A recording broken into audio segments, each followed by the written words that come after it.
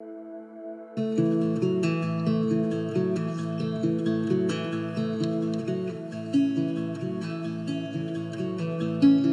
New Orleans Bioinnovation Center was conceived as part of a series of bioinnovation centers around the state of Louisiana.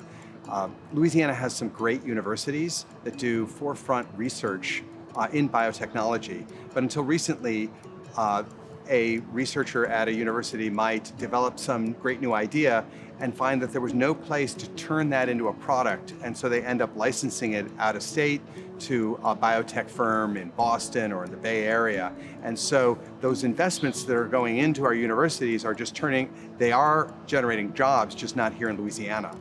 And so as a way of trying to turn that around, a number of nonprofits got together and the state helped with some funding to create a series of 3 bioinnovation centers. First one up by Shreveport, one near Baton Rouge, and then the final one here in New Orleans. So this building was conceived as this incubator where somebody with an idea could come rent 3 foot of bench space, rent 1,000 square foot of a lab compartment, or a whole floor if they wanted to, and have access to shared equipment. So it's like being in a university with the scale of equipment that you can access, but more appropriate for a for-profit entity that can help gather investors and generate new jobs. By one report, I think as of 5 years ago, in its first 5 years of operation, the building had already launched 80 startups and created hundreds and hundreds of jobs at all scales, at all pay scales, from entry-level lab tech jobs up to PhD-level researcher jobs. When we conceived this building, this site had been the site of a commercial dry cleaning facility, which is to say, at the end of the day, when they finished their dry cleaning, any dry cleaning fluid that they were done with and they didn't know what to do with, they dumped right out the back door. So we could find where all the back doors were on the building by looking at the soil plumes of contaminated soil. So the design team looking at this said, we want a building that's in New Orleans, it's walking distance to the French Quarter. We want an urban place that connects to the city right here on Canal Street with the streetcars going by. And we also wanted to have state-of-the-art facilities, but for researchers that we don't know who they are or exactly what kind of research they'll be doing. So we needed a building, as the expression goes, that would have long life and loose fit, meaning an ability to be adapted to a lot of different kinds of research. So we designed this facility with the eye towards flexibility, the ability to convert from one need to another. Now, it's a lab building, and in the aftermath of Katrina, one thing, was a very strong realization, which was that it turns out that lab buildings are some of the highest users of energy, and therefore some of the highest, in their name, more greenhouse gases are emitted per square foot for lab buildings than almost any other building type.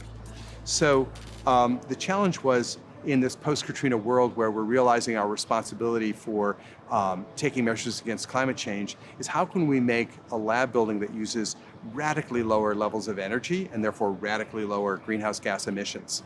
So the approach that we took was a realization that a building that needs to support all kinds of researchers could either take the lowest common denominator approach or the highest common denominator, meaning we could either, move huge quantities of air through every lab space on the off chance that someone might need that high level of airflow for safety, or we could say, well, most of them don't need it, so we're just going to provide a low level of air and therefore a lower level of safety. And the right thing to do was a different approach, which was all the ventilation you need, but only where and when you need it. And so in some sense, we like to say that this building harvests the intelligence of the most sophisticated building management system you can imagine, which is the users themselves. The researchers can decide how much exhaust they need from their labs and so on. Underneath that then is a tremendous infrastructure of mechanical systems. And you'll hear, as part of this video, interview with the man whose job it is to keep it all running and the challenges of keeping what's under the hood all rolling. My takeaway from the Bioinnovation Center is an observation made to me by someone who's looked at buildings all over the world, and he said, there are no great performing buildings, there are only great performing building operators. And so when you hear Jesse talk, you hear how much it is that give people the right tools, it's like a sophisticated sailing ship, and then you need someone who can really sail it, and that's what someone like Jesse can do.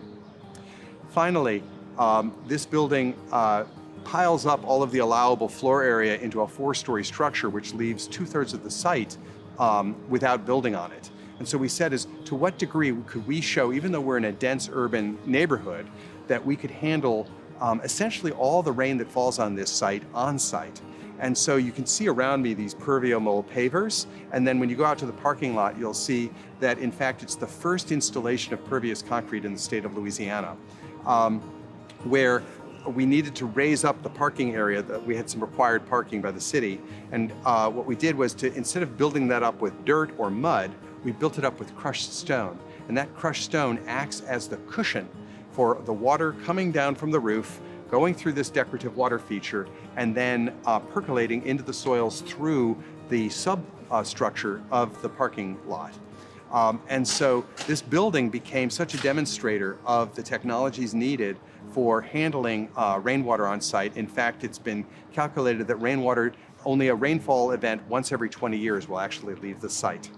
And so when the city of New Orleans was developing its green infrastructure regulations, and they needed to introduce them to designers, civil engineers, road engineers, and so on, they held that event here at the Bioinnovation Center, because people might say, is that really possible here in Louisiana? Because the rules are all different. And they said, just look out the window, let's go walk and see it in action. And so the ideas that we were able to implement at NOBIC, the Bioinnovation Center, went from in 2009, 2010, and 2011, when we proposed them, people called them wacky, to by 2018, they became mandatory. And so that transition in just 6 years shows how architects as designers can be at the leading edge of helping cities bring about more sustainable design.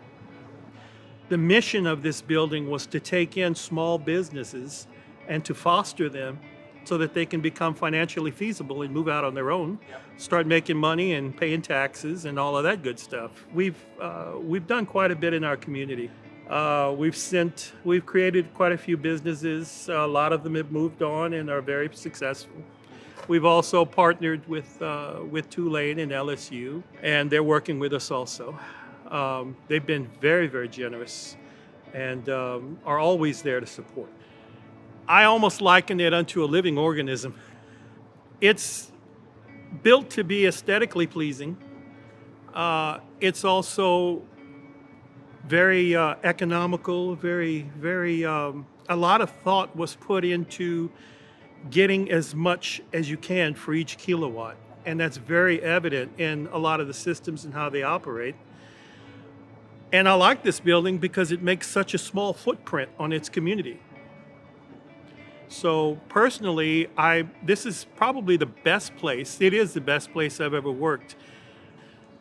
It's always very satisfying to be able to run your building and have it run properly and smoothly and efficiently. But I think the other side of that coin is keeping the tenants happy and making sure that they're satisfied and taking care of their needs. Both are very satisfying, and both are very close to my heart.